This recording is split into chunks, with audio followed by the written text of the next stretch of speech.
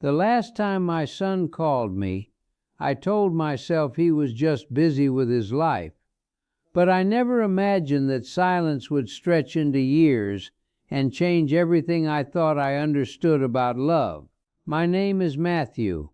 I'm 84 years old, and only now, at this age, I finally understand why my son stopped calling me and why he never came back the way I kept waiting for. For a long time, I used to sit by the phone in the evenings without admitting that I was waiting for it to ring. I would tell myself I wasn't, that I had grown used to quiet, that life at my age was supposed to slow down anyway. But the truth is, I listened for his voice in every small sound the house made, a creak in the floor, the wind against the window. Even the old telephone line settling into silence would make my heart jump for just a second. I used to think time would fix it. That's the part I find hardest to admit now. I believed that even if we had drifted, even if our conversations had become short and awkward, something permanent like a father and son bond would naturally pull us back together. But time doesn't repair what pride keeps breaking, and I didn't know that back then.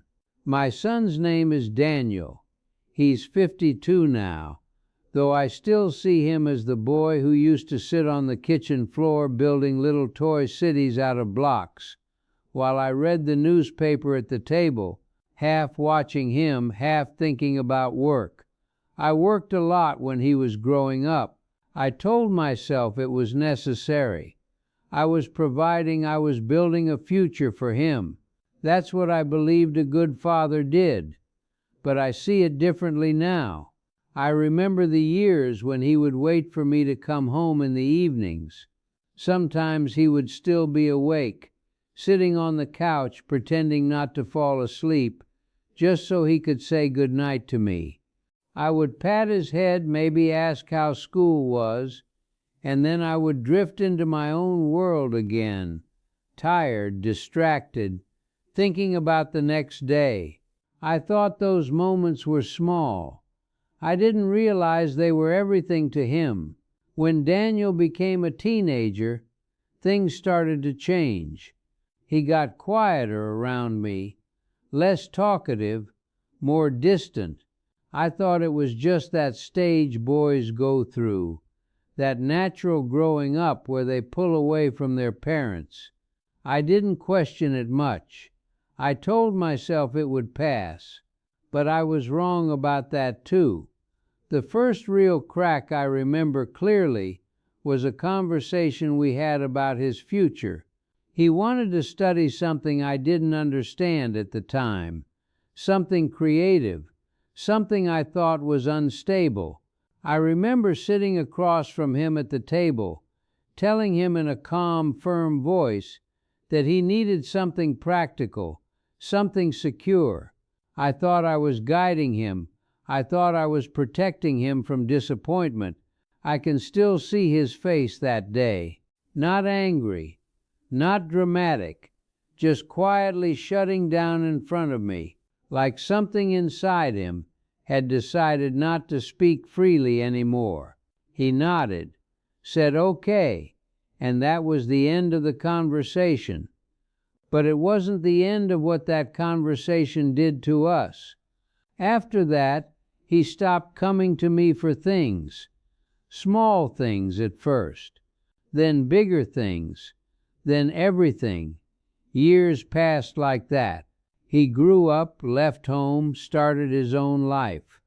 I was proud of him in the way I knew how to be proud. I told people my son was doing well, that he was independent, responsible, but I didn't notice how little I actually knew about his world. The calls became less frequent. Holidays became shorter visits. Then even those started to fade.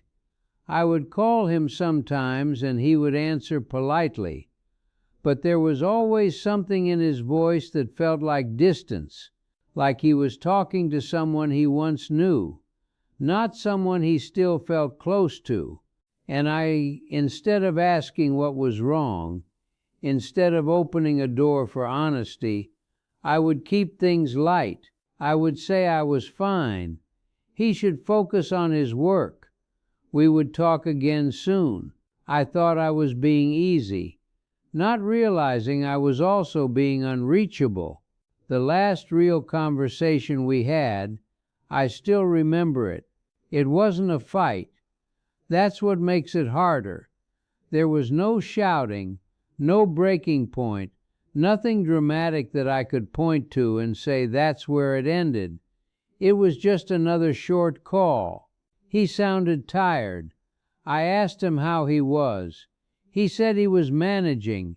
I told him to take care of himself. He said he would, and then he said he had to go. And he never really came back after that. At first I didn't think much of it. Weeks turned into months. I assumed he was busy. I told myself successful adults sometimes get like that, caught up in their lives. But then I noticed something strange.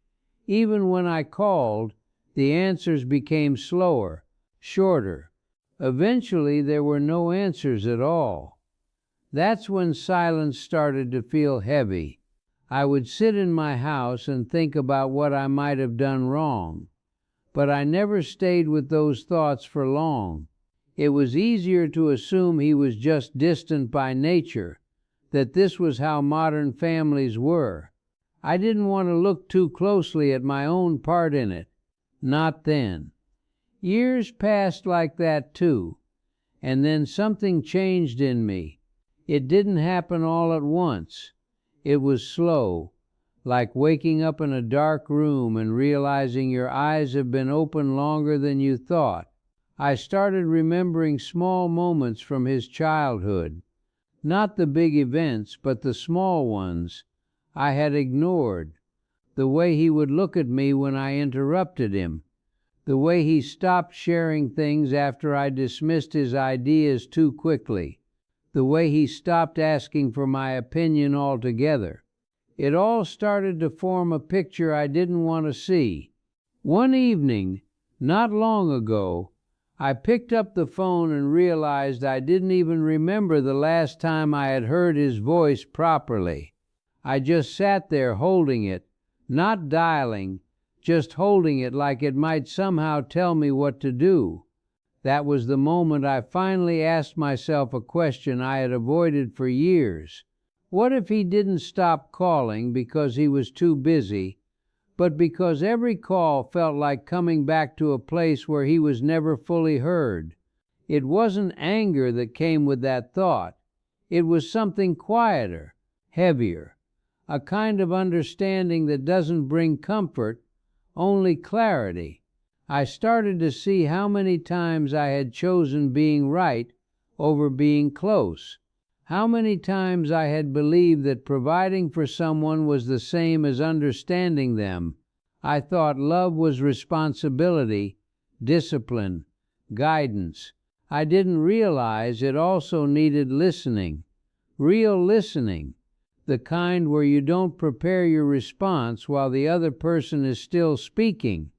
I wish I had known that earlier. Now I sometimes imagine what I would say if Daniel called me today, not what I would explain or justify, but what I would finally be willing to hear. I think I would stay quiet longer. I think I would let him speak without trying to fix anything, because I understand now that silence between us wasn't built in a moment. It was built in hundreds of small moments where I didn't realize I was teaching him that his voice didn't fully matter. If you are hearing this, even if you are far from your own family, I want you to understand something I learned too late. People don't usually walk away all at once. They walk away slowly, in pieces. Each time they feel less seen, less heard, less understood, and by the time you notice the distance, they have already learned how to live without you. I don't know if Daniel will ever call me again. I've stopped waiting the way I used to, Not because I don't care anymore, but because I finally understand that some things cannot be repaired by waiting alone. But if he ever does call, I won't try to be the father I thought I was. I will try to be the father I should have been when he still reached for me. And until then, I sit with that truth quietly, as an old man who finally understands that love is not proven by how much you give, but by how deeply you are willing to listen before it becomes too late.